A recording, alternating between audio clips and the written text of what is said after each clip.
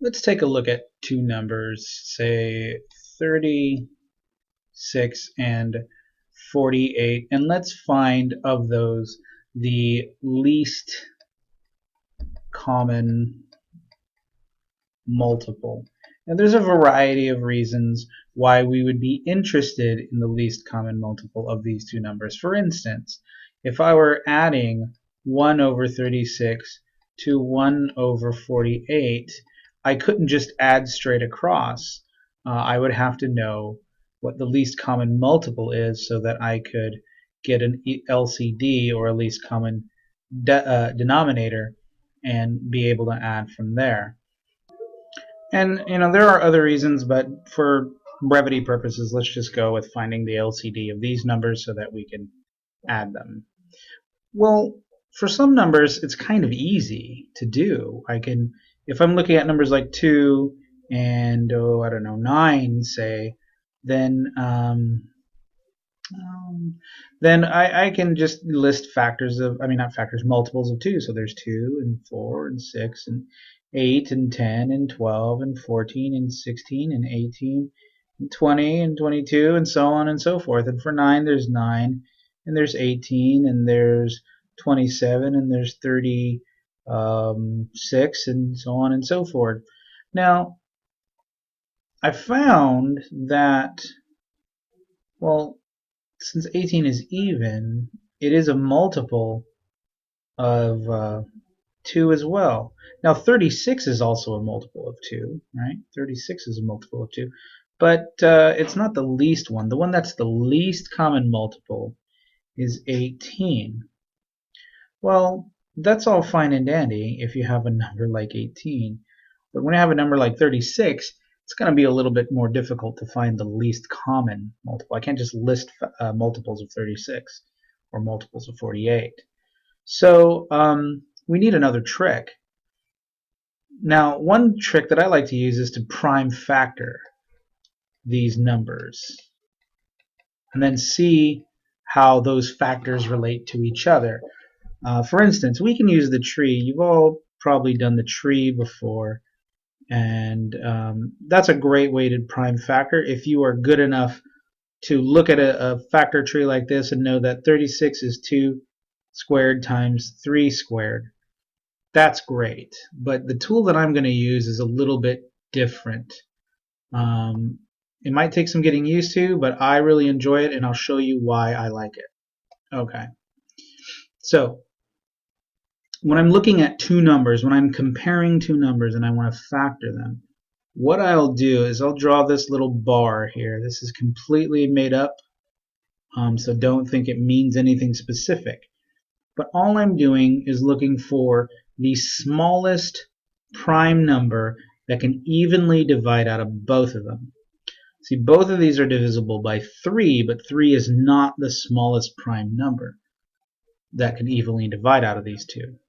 Since they're both even, I know that they're both divisible by 2. And when I divide 36 by 2, I'll get 18. When I divide 48 by 2, I'll get 24.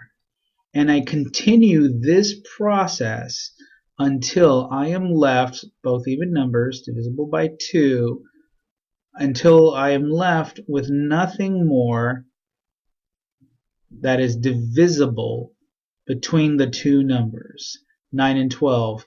2 is not going to work anymore, but they are both divisible by, let's use a different color, for 3. They are divisible by 3. 9 divided by 3 is 3. 12 divided by 3 is 4. And so now neither of them have anything in common. So remember what happens when you don't have a common denominator or a common divisor. The common factor is 1. The 1 tells us that we're done.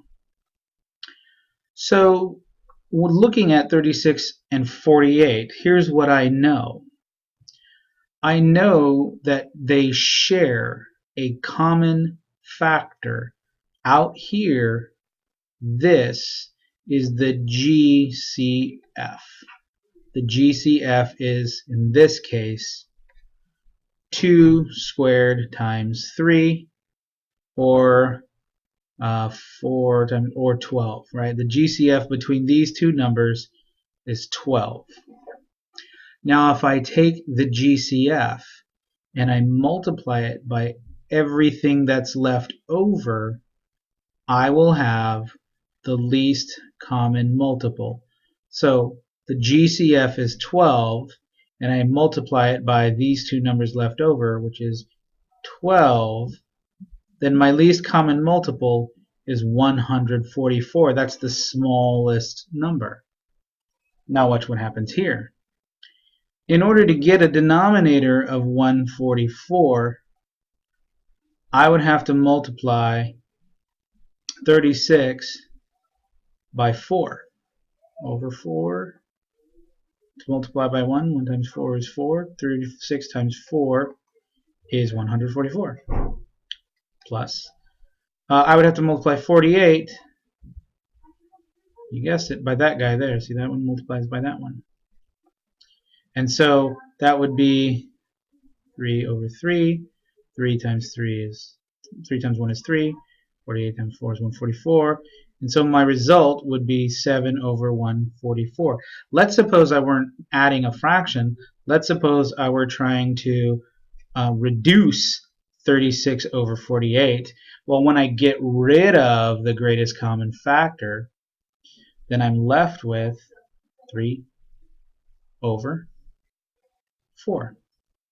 So using this tool not only allows us to know what the GCF, or the greatest common factor, is, but more importantly to us, it gives us the least common multiple by multiplying the greatest common factor to whatever is left over from both numbers.